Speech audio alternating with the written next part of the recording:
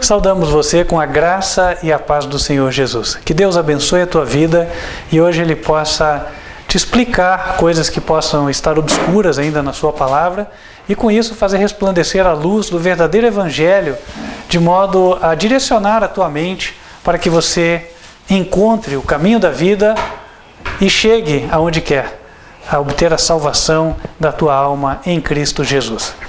O tema de hoje eu creio que vai abranger a todas as pessoas, portanto convido você a permanecer ligado conosco.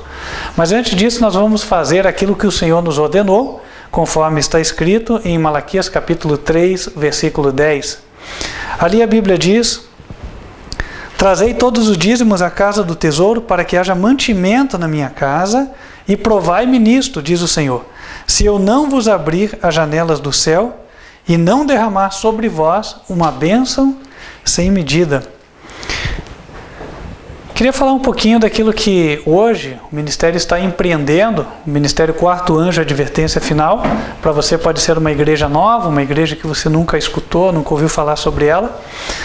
O Ministério já está em 20 países, estamos avançando com a obra evangelística, temos pessoas que estão focadas 24 horas fazendo esta obra, não é o meu caso, eu sou um dizimista e ofertante como você, mas há aqueles que assim o fazem.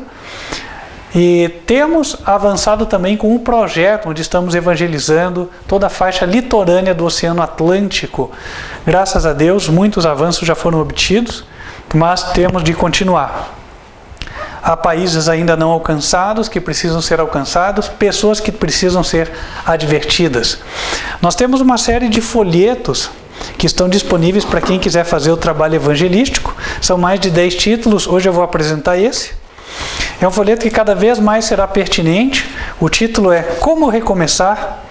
Então, com as frequentes catástrofes, com as coisas que estão acontecendo na era moderna, muitas pessoas estão entrando numa situação de perderam tudo. Ciclones, tufões, tsunamis, terremotos, enfim, tantas coisas têm deixado pessoas desabrigadas e sem patrimônio. E aqui nós colocamos como recomeçar não só no sentido material, mas o que é mais importante, como recomeçar na reconstrução do caráter. Você que quer fazer evangelismo, quer fazer uma obra para Jesus, pode solicitar os materiais, são gratuitos, você não paga nada, já foram custeados com os dízimos e ofertas, você só solicita pelo WhatsApp, daqui a pouco eu vou te dar o número. Também nós estamos em andamento com a construção da igreja sede do Ministério, cita a rua Frei Lívio Paniza, número 530, bairro Campo Comprido, Curitiba, Paraná. Já colocamos os vidros, graças a Deus, estamos agora iniciando a colocação do forro e vamos avançar também para o acabamento. Quem tem interesse de conhecer mais, peça para entrar no grupo do WhatsApp, eu já vou dar o número, e lá nós temos as fotos da construção, do andamento da obra. Com a graça de Deus, ano que vem estaremos lá. E aí você terá também uma maior infraestrutura de vídeo para desfrutar, e aí você terá uma transmissão com maior qualidade. Temos um trabalho sendo realizado também nas redes sociais. Esse trabalho já tem tido um alcance bastante interessante em vários idiomas e continuamos avançando. Graças a Deus, mais pessoas têm se engajado nesse trabalho, a maioria voluntários, e queremos continuar dando cumprimento à ordem do Senhor, que é levar o Evangelho verdadeiro, o Evangelho eterno, a toda nação, tribo, língua e povo. Não temos muito tempo para fazer isso, e Deus ideou o plano dos dízimos e das ofertas justamente para dar cumprimento a este propósito, e esta é a razão pela qual os dízimos e ofertas são administrados neste ministério. Você que é dizimista e ofertante, quer nos ajudar na administração, quer ser o nosso ombudsman, quer verificar como está a administração, pode solicitar o relatório de aplicação dos dízimos e ofertas. Nós fornecemos este relatório àqueles que realmente estão contribuindo com esta obra. Apenas não fornecemos para curiosos por uma questão óbvia e ética. Sendo assim, meus queridos, nós vamos nos colocar em pé. Você cujo coração Deus já tem tocado, você tem nos acompanhado e você quer enviar os dízimos e ofertas para este ministério, o número para o qual você vai ligar via WhatsApp é fora do Brasil 55, no Brasil 41 99509 8425. Vamos nos colocar em pé e louvar a Deus. Enquanto estivermos louvando, quem se preparou vai poder fazer a sua entrega.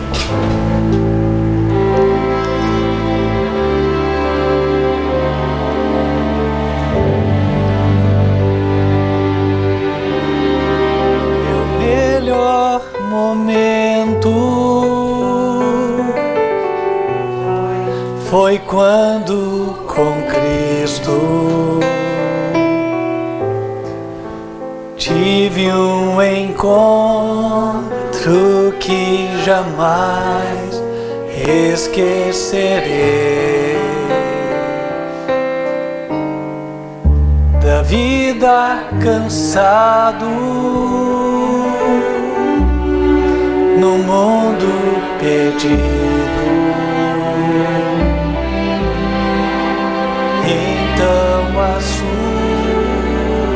doce voz eu escutei.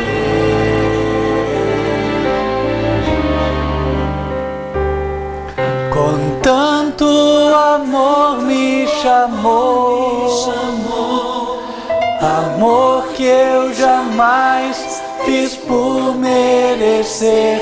Quando ele me disse assim: vinde a mim, se estás cansado, eu te aliviarei.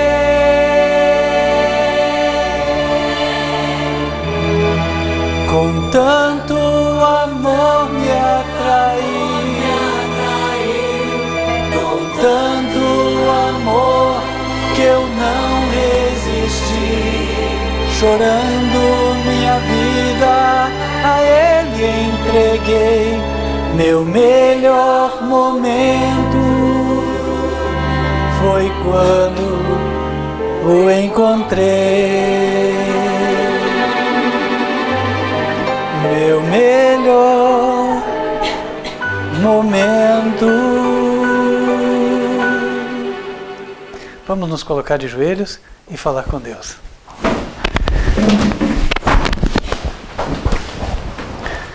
Santo e bom Deus, que nos altos céus habitas, nós te louvamos e te agradecemos porque o Senhor tem nos dado a luz do conhecimento da Tua Palavra, e isso tem nos aproximado de Ti e nos trazido a paz que só o Senhor pode conceder. Queremos também te agradecer, Senhor, porque o Senhor tem movido corações, e aqui estão dízimos e ofertas entregues na Tua salva. Pedimos, ó Deus, que venhas abençoar estes recursos. Abençoe os administradores para que possam proceder com sabedoria e prudência. E assim, o recurso que chega até a Tua salva possa render o máximo e as almas sejam alcançadas. Abençoe os dizimistas e ofertantes, abrindo as portas, quer para o emprego, quer para o novo negócio, enfim, para os projetos justos e honestos. Em tudo, Senhor, que a Tua mão possa estar diante dos Teus filhos. Em especial, pedimos a bênção espiritual nesta manhã. Que o Teu Espírito Santo seja derramado abundantemente sobre a congregação, tanto a que aqui se encontra, quanto a virtual que nos assiste em todas as partes da terra. E peço também a unção do Teu Espírito para que não seja eu, mas que seja o Senhor Jesus a falar ao Teu povo, entregando a Ele a verdade. Dá ao Teu povo, Senhor, coração aberto para receber a palavra e disposição para Te obedecer e praticar o que há de ouvir. Pedimos estas bênçãos em nome de Cristo Jesus. Amém. Amém.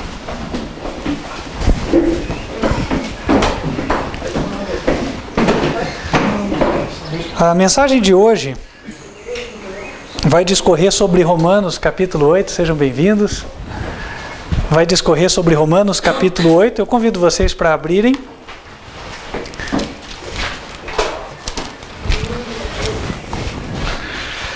E o título proposto para a mensagem é A lei enferma pela carne. O que isto significa? A lei enferma pela carne. A expressão que citei agora, ela encontra-se na Bíblia, não é uma expressão do homem. E ela gera confusão. Tem muita gente que tem dificuldade com esse termo, mais do que se imagina. Ela está num contexto que inclui os 3 primeiros versos do capítulo 8 de Romanos, os quais nós vamos ler. E do seu correto entendimento depende a compreensão correta do Evangelho também. O Evangelho é o ABC da vida cristã. A pessoa pode ter conhecimento em algumas áreas da Bíblia, mas se não tiver do Evangelho, ela está ainda em falta no tocante ao básico. Razão pela qual é sempre pertinente nós trazermos a lume o estudo sobre este tema. No versículo 1, a Bíblia diz: portanto, agora, nenhuma condenação há para os que estão em Cristo Jesus, que não andam segundo a carne, mas segundo o Espírito. Porque a lei do Espírito de vida em Cristo Jesus me livrou da lei do pecado e da morte, porquanto que era impossível a lei, visto como estava enferma pela carne, Deus, enviando o seu Filho em semelhança da carne do pecado, pelo pecado, condenou o pecado na carne. Paro aqui. O trecho começa falando que não há condenação para os que estão em Cristo Jesus e que andam segundo o Espírito. Esse verso é mal compreendido pela maioria dos professos cristãos. Vamos tratar de dissecá-lo aqui. Então ele diz que não há condenação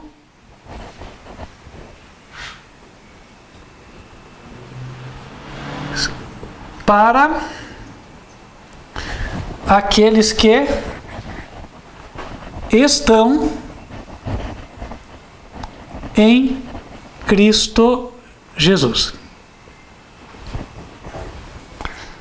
e que andam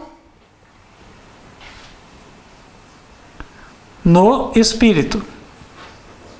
Há quem entenda que andar no Espírito é diferente daquilo que realmente é. Aí está o problema. Mas eu não vou aqui meramente falar, nós vamos ler e a partir da leitura nós vamos começar a entender isso com mais clareza. Primeiramente vamos abrir no Evangelho de João, capítulo 14.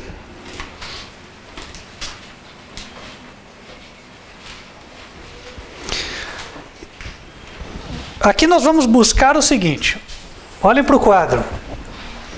Aqui no quadro encontra-se o que lemos já em Romanos 8:1. Nós vamos encontrar o significado desse termo, estar em Cristo. E ao entendermos esse significado, vamos conseguir entender melhor esse verso. Por quê? Se eu estou em Cristo, não sou condenado. E se eu estou em Cristo, eu ando no Espírito. Então, se eu entender o que significa estar em Cristo, vou entender o que significa andar no Espírito. E é aí que nós queremos chegar. João 14, versículo 20. Jesus diz: naquele dia conhecereis que estou em meu Pai, e vós em mim, e eu em vós. Opa, está falando do que nos interessa. Avança, verso 21. Aquele que tem os meus mandamentos e os guarda, este é o que me ama. E aquele que me ama será amado de meu Pai, e eu o amarei e me manifestarei a ele.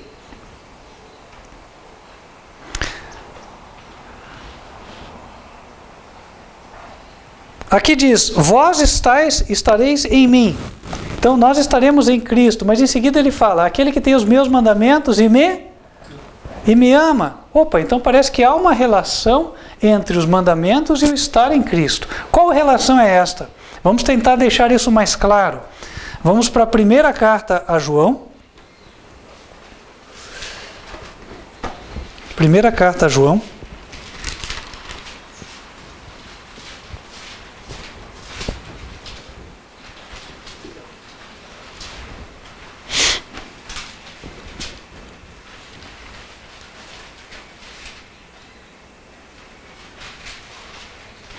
capítulo 3, versículo 24.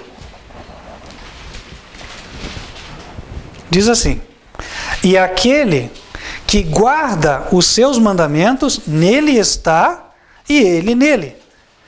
E nisto conhecemos que ele está em nós, pelo Espírito que nos tem dado. Agora as coisas começam a ficar mais claras. Quem guarda os mandamentos está nele. Nele quem? Dá uma olhada no verso 23. E o seu mandamento é este: que creiamos no nome de seu Filho, Jesus Cristo. Ora, então vamos lá, eu preciso estar em Deus. Estando em Deus, eu vou estar em Jesus. É o que eu vi lá no Evangelho, né? Eu e meu Pai viremos até Ele, faremos nele morada. Agora, se eu quero estar nele, então o que devo fazer? Guardar os seus mandamentos. Aquele que guarda os seus mandamentos, nele está, e ele nele. Alguém ainda poderia argumentar: ah, mas quais mandamentos? Porque tem os do Velho Testamento, os 10, e tem os de Jesus, os novos. E aí? Para que ninguém fique na dúvida, a quais mandamentos João se referia? 1 João, capítulo 2, versículo 7. 1 João, capítulo 2, versículo 7. Diz o seguinte: irmãos, não vos escrevo um mandamento novo, mas o mandamento antigo, que desde o princípio tivestes. Este mandamento antigo é a palavra que desde o princípio ouvistes. Ora, qual é o mandamento antigo? São os 10. Porque quando Jesus fala no Novo Testamento, ele diz: novo mandamento vos dou, que vos ameis uns aos outros. Portanto, a conclusão é que no capítulo 3 e versículo 24, se voltamos para lá, quando nós lemos: aquele que guarda os seus mandamentos, nele está, a Bíblia está se referindo aos 10. Aquele que guarda os 10 mandamentos do Monte Sinai está nele. Opa, então a gente volta para Romanos. Não há condenação para os que estão em Cristo, mas quem está em Cristo guarda os 10 mandamentos. Aí faz sentido. Por quê? Quem está em harmonia com a lei tem razão de ser condenado? Você condena quem? Quem transgride a lei. Não há condenação para o obediente. Você transita na rua sem preocupação, por quê? Porque tem consciência de não ter transgredido a lei dos homens. Agora, no dia que você roubar o supermercado, você já não vai andar assim tão tranquilo quando passar em frente à viatura da polícia. Certo? Porque não há condenação para quem está em obediência. Quando passa a polícia, quem é que foge? Se gritar, pega ladrão, né? Já ouvi alguém que dizia: não fica um, né? Por quê? Por que não ficava? Porque quem deve teme. É isso. Então olha aqui, não há condenação para quem está em Cristo, para quem é obediente. E esse verso de João nos faz mais uma conexão. Por quê? Versículo 24 ele diz: e nisto, segunda frase, e nisto conhecemos que ele está em nós, pelo Espírito que nos tem dado. Então as coisas estão unidas. Espera aí, quando é que Jesus está em mim? Quando o Espírito dele está agindo no meu coração, está agindo na minha mente. E quando o Espírito dele age no meu coração e na minha mente, ele me leva à obediência. Então, obedecer não é uma matéria de justiça própria. Há quem entenda mal isso aí. Eles acham que a lei é um fardo. De fato, a lei sem Cristo é um fardo. É só olhar, faça, ou não faça, melhor dizendo. Porque o que mais tem na lei é não, né? Pararam para ver isso aí? Não matarás, não furtarás, não adulterarás, não dirás falso testemunho, não tomarás o nome do Senhor teu Deus em vão. Não. Por que isso? Porque o amor nos leva a cercear. O amor nos leva a impedir que a pessoa saia de determinados limites que nós sabemos serem bons. O pai e a mãe, o que mais falam para uma criança? Não! Né? O filhinho vai pôr a mão no fogo? Não!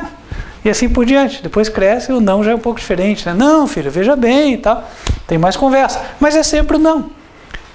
Então o que acontece é, os limites estão aí para o nosso próprio bem.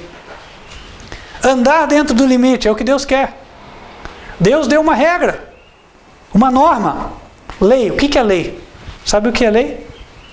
Lei é uma norma. E espera-se que se siga a norma. Uma norma de conduta. Agora, como é que nós vamos seguir a norma do céu? Nós não conseguimos por nós mesmos. Por isso a lei tem que ser recebida pela fé em Cristo. Quando nós cremos em Jesus, então o Espírito Santo de Deus nos é outorgado por meio de Jesus. Como que isso acontece? Há uma ilustração e nós a encontramos no Evangelho. João capítulo 20, versículo 22.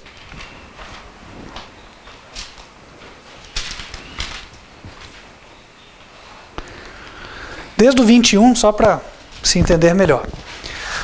João 20, verso 21.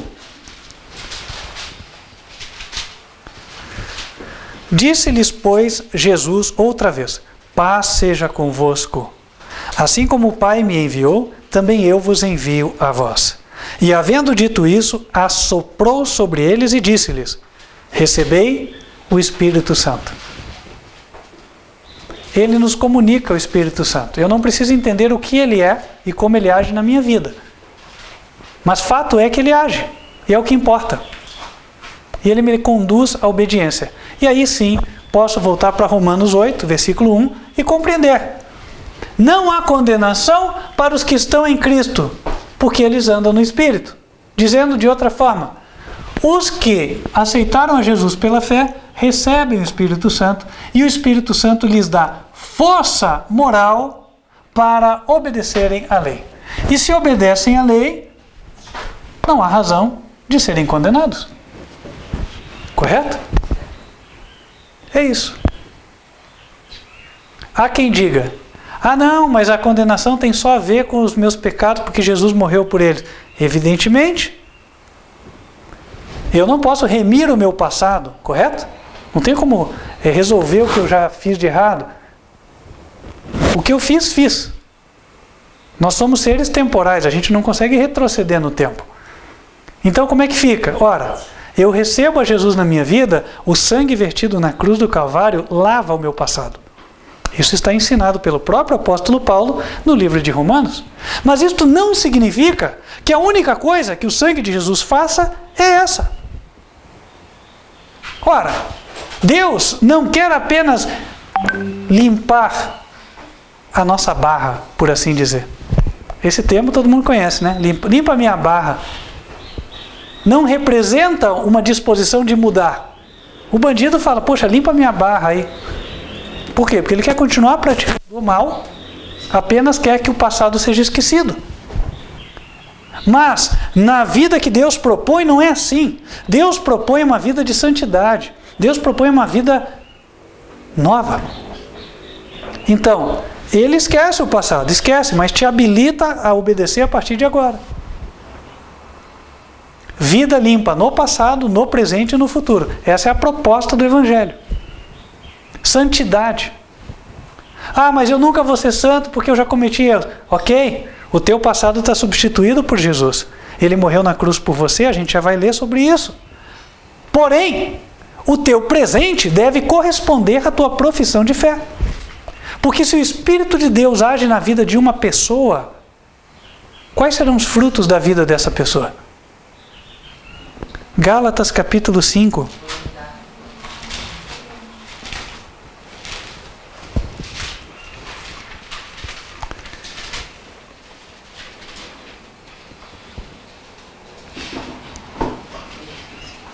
Verso 22. Mas o fruto do Espírito é amor, alegria, paz, longanimidade, benignidade, bondade, fé, mansidão, temperança. Contra essas coisas não há lei. Na mesma linha, verso 16. Digo, porém, andai em espírito e não cumprireis a concupiscência da carne. Concupiscência, nesse contexto, quer dizer vontade. Qual é a minha vontade? Cada um tem a sua, certo? Nós temos muitas vontades que não estão em conformidade com o desejo de Deus para as nossas vidas.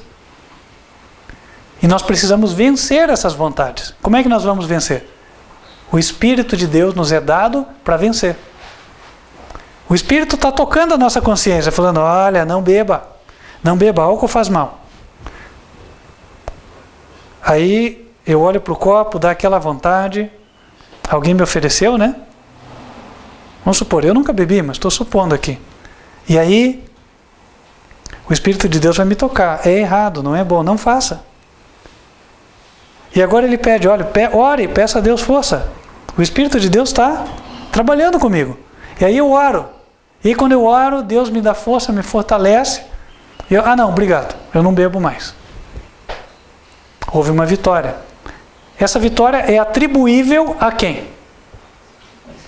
A Deus. É atribuível a Deus. Por quê? Porque Ele que operou na minha vida para que eu vencesse. Agora Deus, na sua misericórdia e bondade, quando eu chegar no céu, vai recompensar a mim como se a vitória fosse minha também. Por causa da minha escolha. Nós temos a escolha. A escolha é sempre do homem. Mas o poder é de Deus. E esse poder é para a santidade. Então andar no Espírito não é andar no que eu acho que é andar no Espírito. Tem muita gente que faz da sua opinião a própria regra. E aí é o problema. Por isso que o cristianismo está no ponto em que se encontra hoje. Você começa a discutir sobre a palavra, daqui a pouco a palavra foi esquecida e estão assim, não, mas eu acho que, e o outro, não, mas eu também acho que, não, mas eu acho que, e assim vai, compreende?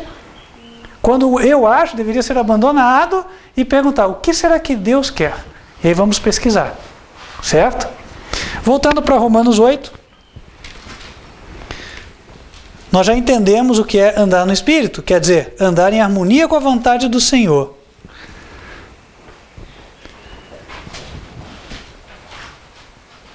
E no versículo 1, esse conceito de não fazer a própria vontade já está embutido, se vocês prestarem atenção. Olha lá, Romanos 8, verso 1.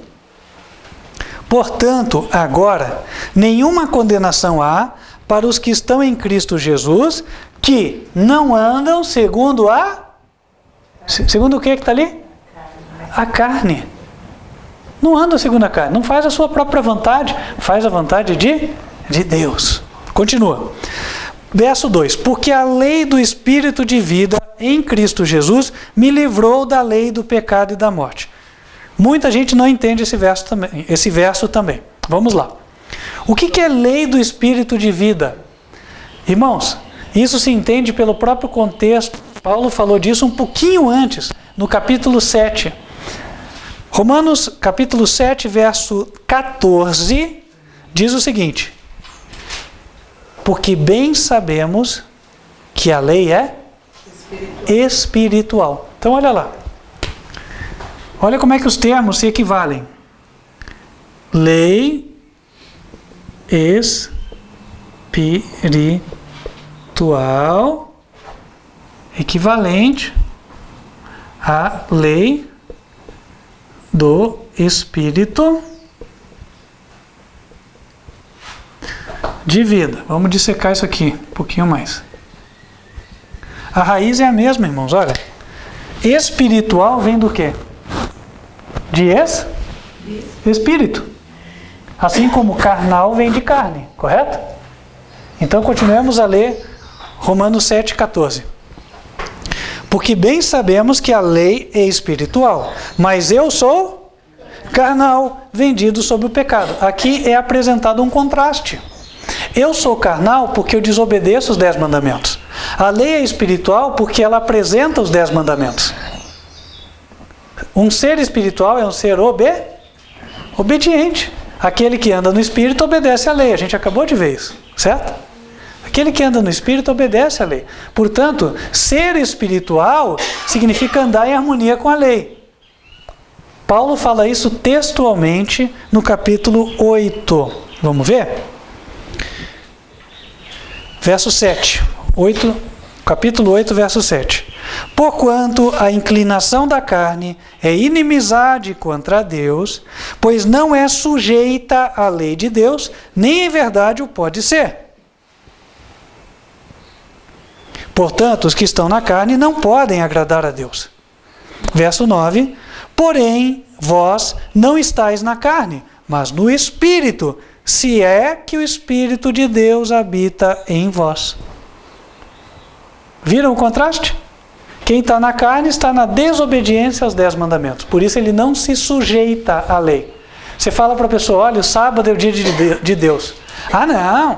Deus sabe que eu tenho família, eu tenho que cuidar da minha família. Você acha que Deus vai achar ruim de eu trabalhar? Ele quer que eu seja um preguiçoso? Há quem diga isso, certo?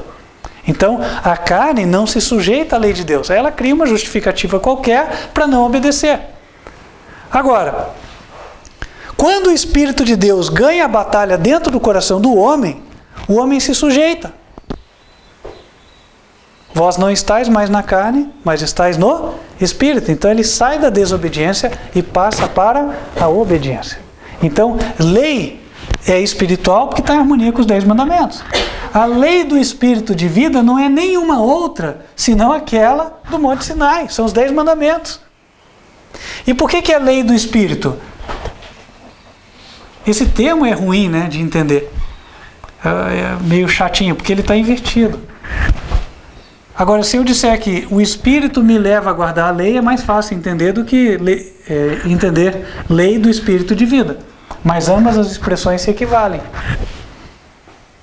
Ou seja, na prática quer dizer o seguinte, a lei do Espírito é a norma de conduta para a qual o Espírito de Deus me guia.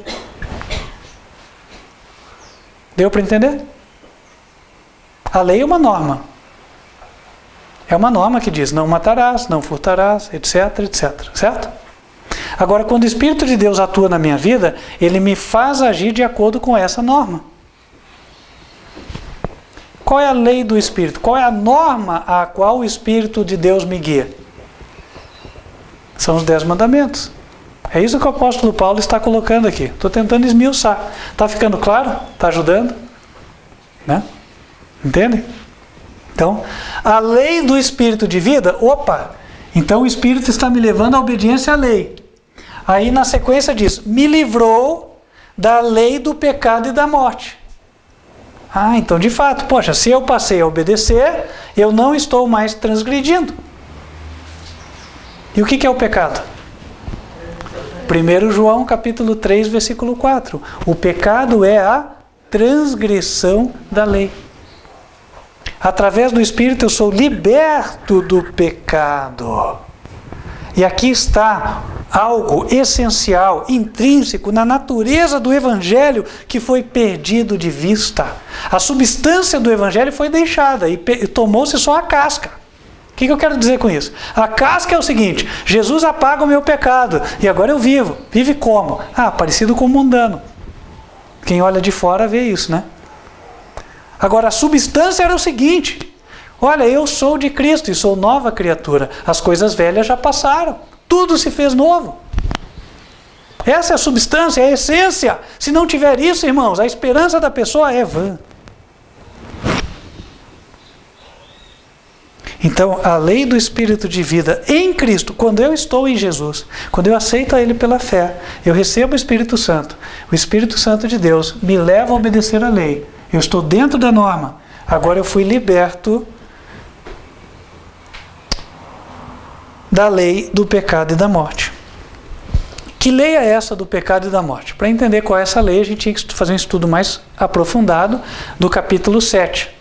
No capítulo 7, o apóstolo Paulo faz um comparativo chamado de analogia. Essa palavra analogia não é assim, não está na vala comum do nosso vocabulário. A gente não fala ela sempre. Analogia é um comparativo. Então ele falou o seguinte, olha, é como se você fosse a mulher e o pecado fosse o marido. Então, considerando a ordem estabelecida por Deus no matrimônio, o chefe é o homem. Que hoje em dia, depois do movimento feminista, agora com até essa questão de sustentabilidade, tal, empoderamento feminino mudou, né? Quer dizer, a sociedade diz que mudou, mas para Deus nada muda.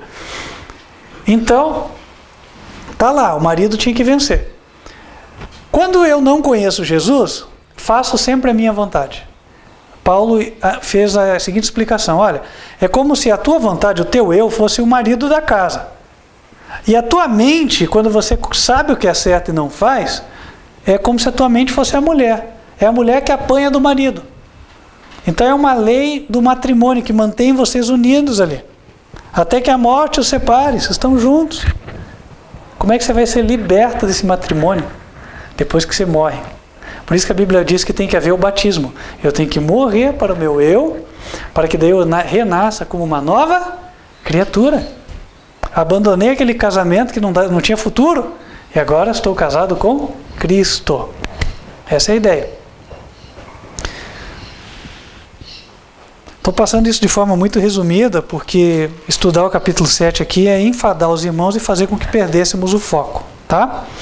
Mas quem quer ver mais sobre a analogia do casamento, eu convido a ler em casa, Romanos 7, versículos 1 a 3, é o que eu disse agora, tá bom?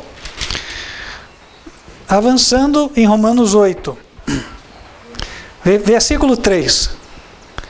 Porquanto o que era impossível à lei, visto como estava enferma pela carne, Deus, enviando o seu Filho em semelhança da carne do pecado, pelo pecado, condenou o pecado na carne. Também esse verso é visto com muita dificuldade pelas pessoas. Vamos tentar esclarecê-lo aqui. Acredito que a parte que mais confunda seria essa aqui. A lei enferma pela carne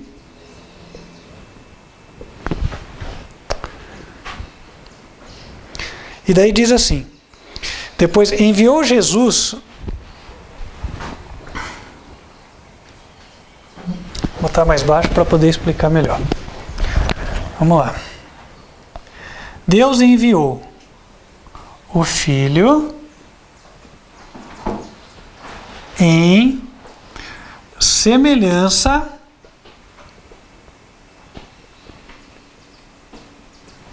da carne do pecado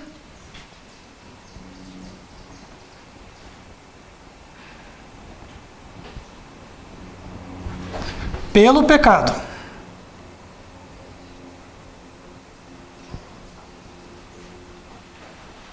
E por fim, condenou o pecado na carne, certo?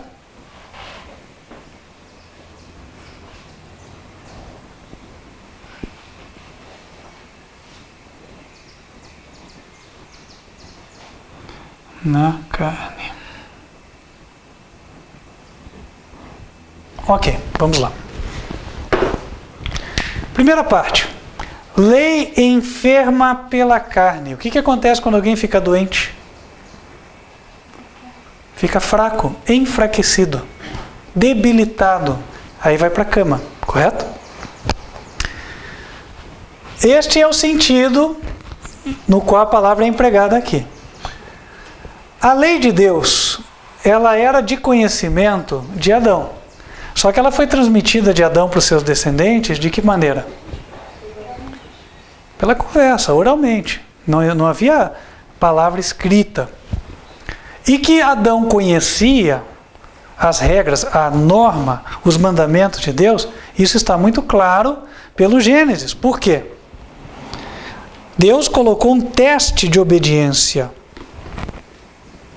Gênesis 2, versículo 16. E ordenou Deus ao homem, dizendo, o Senhor Deus, né? De toda a árvore do jardim comerás livremente, mas da árvore da ciência do bem e do mal, dela não comerás, porque no dia em que dela comeres, certamente morrerás. E aí a gente já sabe o que aconteceu. Adão comeu.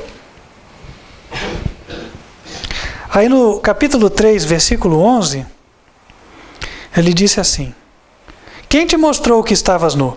Comestes tu da árvore que te ordenei que não comesses? Depois no verso 17 ele repisa.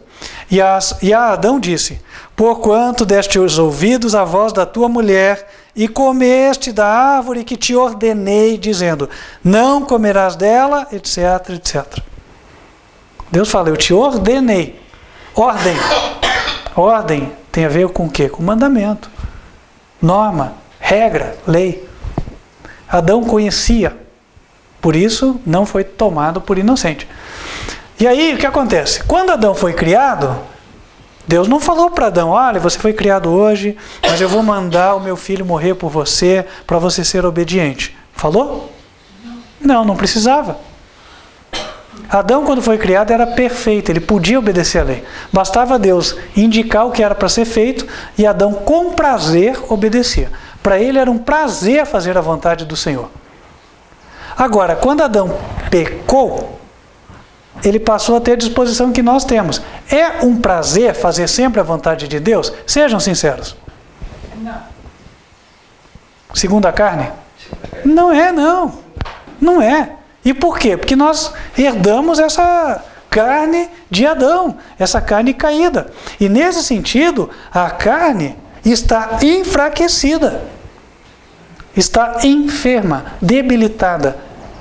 A nossa natureza humana está debilitada por causa do pecado. Nós não temos força moral para resistir sempre a Satanás. Esse é o ponto. E aí, o que acontece? A lei, a qual, quando Deus criou Adão, era suficiente para que ele obedecesse, agora não era mais. Porque por mais que Adão soubesse o que era certo, não conseguia fazer. Já aconteceu isso com alguém aqui? Bom, com quem não aconteceu? Não é? Então é isso. A lei, ela se tornou um instrumento débil para levar o homem caído à desobediência. Por isso ela ficou enferma pela carne. Era impossível, só por meio da lei, o homem voltar a obedecer a Deus. Então agora ele precisava de um Salvador. O que Deus fez? Mandou o Filho, aí ele continua falando, enviou o Filho em semelhança da carne do pecado. Isso aqui é muito importante. Por quê? Semelhança vem do termo homoimama, grego, que quer dizer igualdade. Então, quando Jesus veio, ele tinha 4 metros de altura, como Adão? Não. Né? Ele veio aqui para viver, a humanidade quando ele veio, vivia 800 anos, 900 anos? Não era assim. Né? Então, ele tomou sobre si a natureza humana, porém enfraquecida pelo pecado. Esse é o significado aqui, certo? Oi? Enferma pelo pecado. Em semelhança da carne do pecado. Agora, vamos dissociar duas coisas aqui. Uma coisa é dizer que ele veio fisicamente enfraquecido. Fisicamente ele pegou aquele carrinho pior, né, que estava com o motor bem velhinho já, tal. Então, essa era a natureza humana quando ele veio, degradada por 4.000 anos de pecado. Fisicamente era isso. E moralmente? Será que Jesus veio moralmente enfermo para cá? Aí não, né? Lucas 1, verso 35.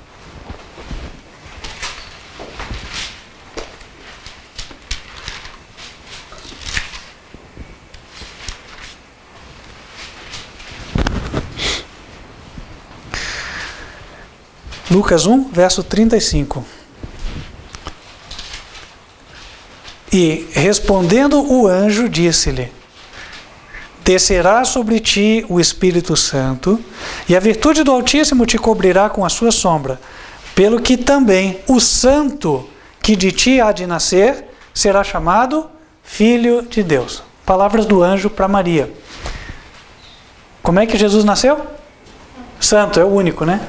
Nenhum de nós nasceu santo. Nós nascemos egoístas, reclamões, chorando para conseguir a atenção do pai e da mãe, né? Meio birrentos. É assim. Né? Com as mesmas características dos nossos pais. É isso. Agora, Jesus não, nasceu santo. Então vamos lá. Jesus veio com a natureza de Adão após a queda. Mas isto não significa que ele veio com uma alma poluída ou um caráter defeituoso. Não veio. Moralmente ele veio perfeito, mas fisicamente ele veio com as deficiências que a gente tem. Então ninguém pensa que você ia olhar para Jesus e ele ia ser a mais bela criatura da natureza que alguém jamais viu. Não, ele tinha traços físicos de um judeu, de alguém descendente de Maria pela segunda carne, correto? E do seu pai que se chamava José também, segundo a Bíblia diz, e os descendentes da tribo de Judá. Então se você olhar para Jesus, pense em alguém vindo lá dos judeus, olhe para o estereótipo físico deles e saiba, quando você chegar no céu e ver a feição de Jesus, os traços, ele vai ter traços de um povo, é aquele, certo? Fisicamente, agora, moralmente não, veio perfeito. Agora, ele veio em semelhança da carne do pecado, na forma em que colocamos aqui, mas ele veio pelo pecado. Por que ele veio? Essa expressãozinha pelo pecado, ela simplesmente expressa isso, que Jesus veio à terra por causa do pecado. Se Adão nunca tivesse comido daquela fruta, nem Eva, jamais Jesus teria vindo em semelhança da carne, não ia ser necessário. Jesus vivia em semelhança física de Deus, ele era o filho literal de Deus. Ele tinha uma natureza como a de Deus, embora não fosse Deus. Ele não é o Todo-Poderoso. E jamais precisaria ter se humilhado à condição de criatura, se não fosse pelo pecado. Mas pelo pecado, por causa do pecado, ele teve que vir em semelhança da carne. E aí o que aconteceu? Agora começa a luta entre ele e Satanás. Sim? Falando dessa forma que você disse aí, que é, no caso de semelhança na carne só. Mas, certo. Ali nesse caso, se ele é santo, não seria uma vantagem em relação, por mais que ele seja semelhante em carne, mas ser santo não é uma vantagem? Sim, a pergunta é bem pertinente, eu só vou repetir para quem está assistindo ser beneficiado. O fato dele ter vindo moralmente perfeito não seria uma vantagem dele em relação a nós, né? E aí, se ele veio nos buscar onde nós caímos?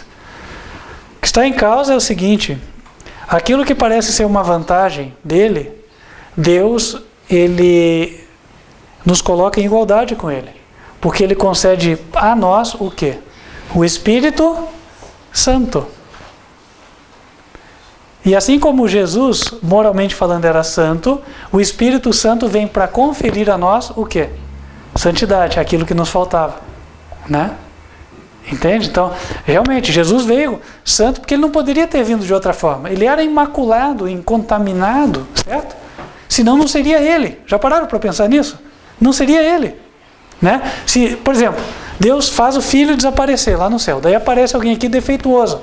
Ah, não, mas o filho era perfeito. Quem garante que esse é o filho? Né? Não, ele era moralmente perfeito, era ele. Ah, mas então ele era melhor que eu. Não, não, não. Porque quando você recebe a Jesus, você recebe o Espírito Santo. E aí a Bíblia diz em Levítico 19, versículo 1. Santos sereis, porque eu, o Senhor vosso Deus, sou santo. Então, vamos tentar imaginar o seguinte. Alguém já viu corrida, né? Todo mundo já viu corrida de carro, né? Aí é como se falasse o seguinte: olha, mas Jesus tinha carro, eu não tenho carro. Então ele fala: então tá bom, te dou um carro. O Espírito Santo, né? Senta aí. Agora você tem um carro. Ah, mas aquele carro tinha motor? O teu também tem. Qual que é o motor da vida cristã? O Espírito Santo de Deus. As obras não somos nós quem fazemos, é Deus quem faz em nós, porque o poder é dele, embora a escolha seja nossa, né? Então, deu para esclarecer aqui? Ok, vamos avançar, porque essa parte aqui é bem importante e está interligada com isso, por isso foi pertinente responder a pergunta. Jesus condenou o pecado na carne.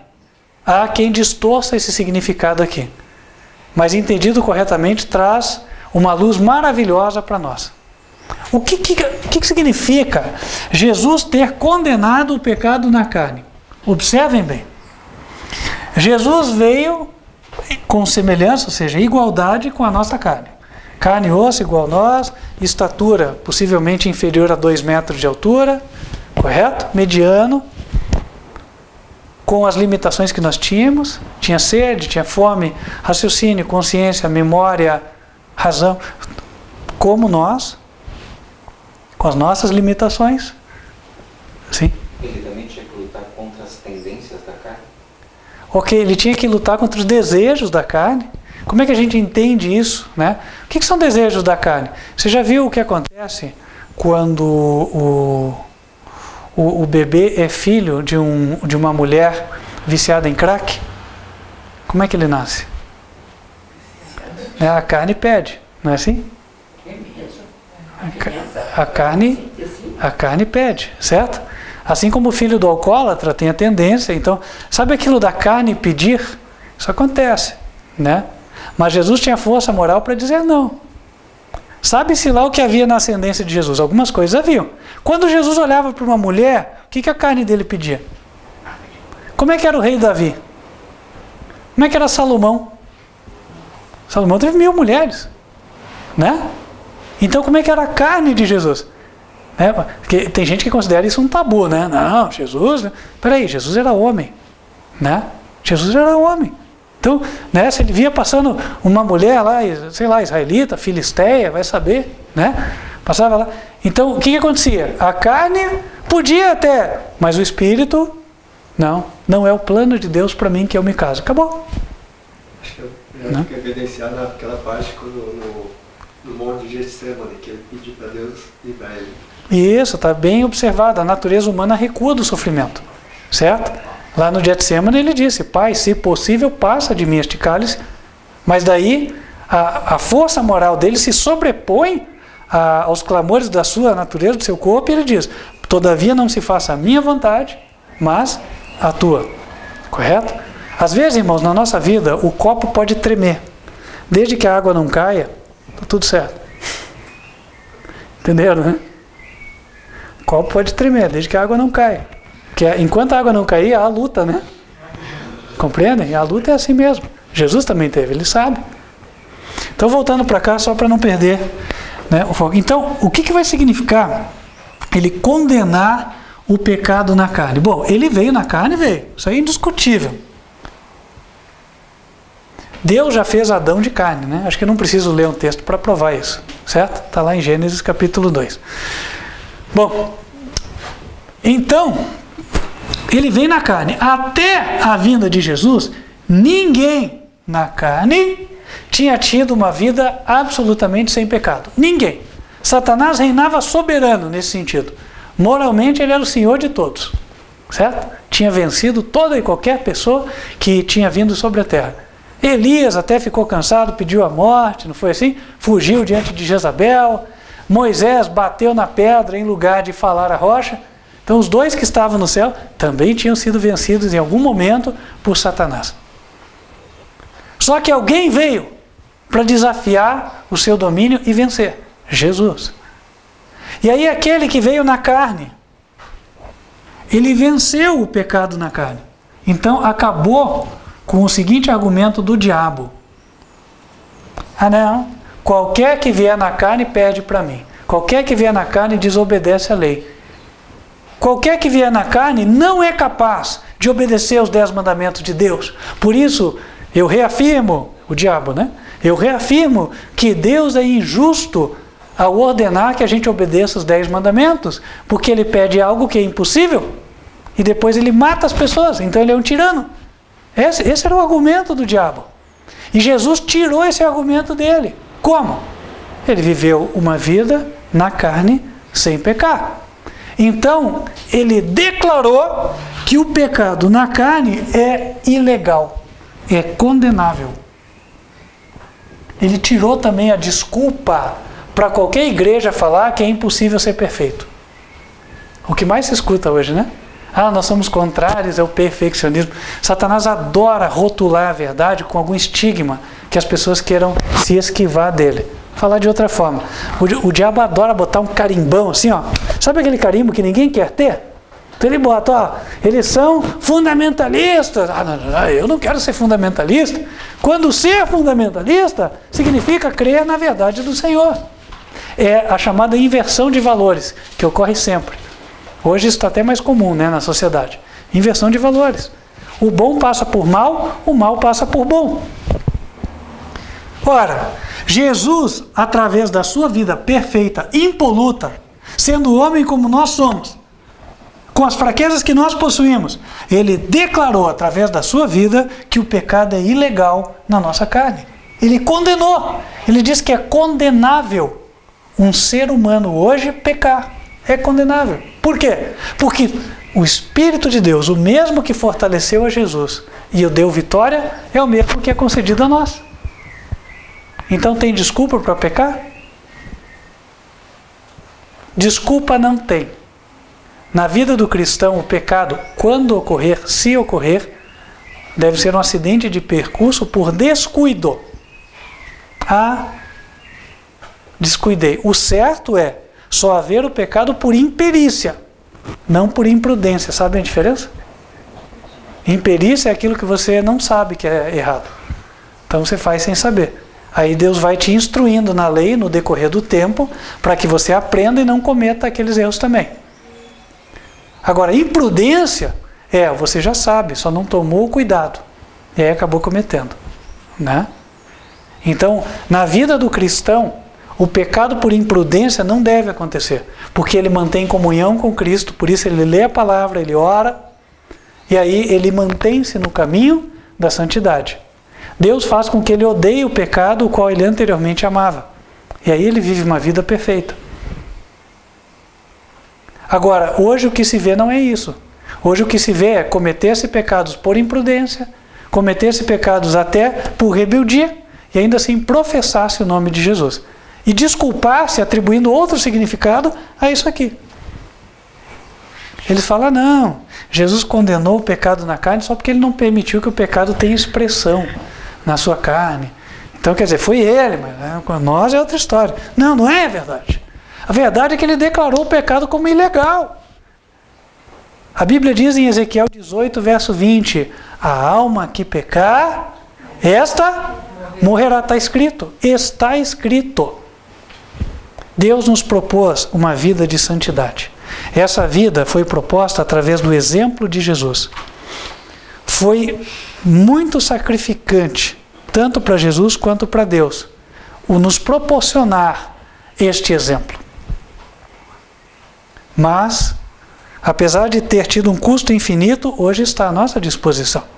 Por isso, que em Romanos 8, versículo 4, depois de falar que ele declarou o pecado na carne como sendo ilegal, ou seja, não pode acontecer, não é admitido. Em Romanos 8, versículo 4, é dito que Jesus veio na semelhança da nossa carne. Para quê? Para que a justiça da lei se cumprisse em nós, que não andamos segundo a carne, mas segundo o Espírito. A perfeição para o cristão é uma obrigação. Sem perfeição, ninguém vai colocar os pés no céu. É exatamente o contrário do que o cristianismo mais popular apresenta hoje.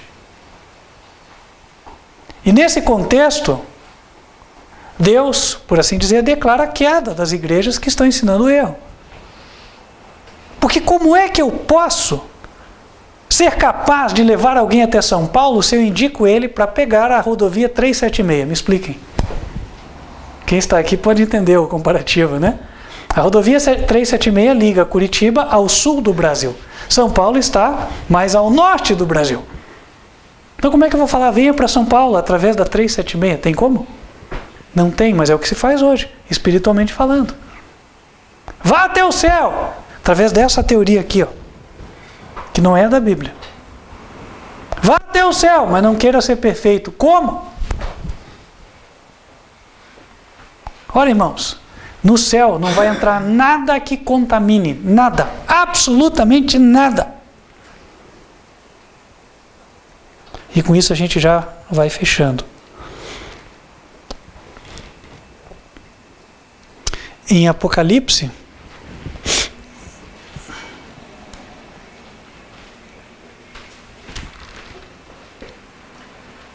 capítulo... Oi, sim, perdão? Eu acho que, antes de encerrar, eu acho que, para mim, essa questão de ser perfeito, 1 João 2, verso 1, fala eu vos escrevo, porque se alguém pecar, temos um advogado. Ou seja, para que ninguém peque, né? Já fala, para que ninguém peque. Amém? Bem colocado. Qual é a intenção do Evangelho? A intenção do Evangelho é nos levar a uma vida sem pecar, né? Conforme está em 1 João, capítulo 2, versículo 1. Filhos, estas coisas vos escrevo para que não pequeis. Todavia, se alguém pecar, quer dizer, o pecado ele é um mero acidente de percurso, ele não é a regra. Mas também não é assim, né? Ah, hoje vai ter a festa, hoje vai ser o dia do meu acidente de percurso, viu, senhor? Né? Aí já não é acidente de percurso, certo? Aí é imprudência. Entendem, irmãos? Irmãos, abram os corações para Deus, sinceramente, o apelo que eu faço e que o céu faz para nós. Abra o teu coração a Deus. Sinceridade. Sinceridade de propósito, no servi-lo, no obedecê-lo. Isso é o que Deus quer. Entendeu?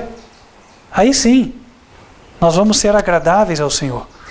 Apocalipse 21, versículo 27.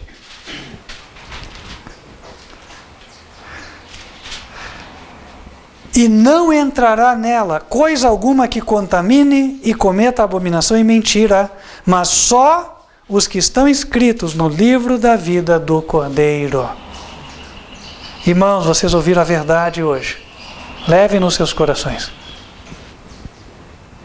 Acariciem esta verdade. Vivam segundo ela. E certamente vocês não serão confundidos no dia em que Jesus voltar. Em Apocalipse 14, verso 12, para você que nos assiste hoje, talvez pela primeira vez, a Bíblia diz: aqui está a paciência dos santos. Aqui estão os que guardam os mandamentos de Deus e a fé de Jesus. Este é o povo do Senhor. Quer você fazer parte dele? Se este é o teu sincero desejo, quero orar por você neste momento. Vamos nos ajoelhar, vamos falar com Deus.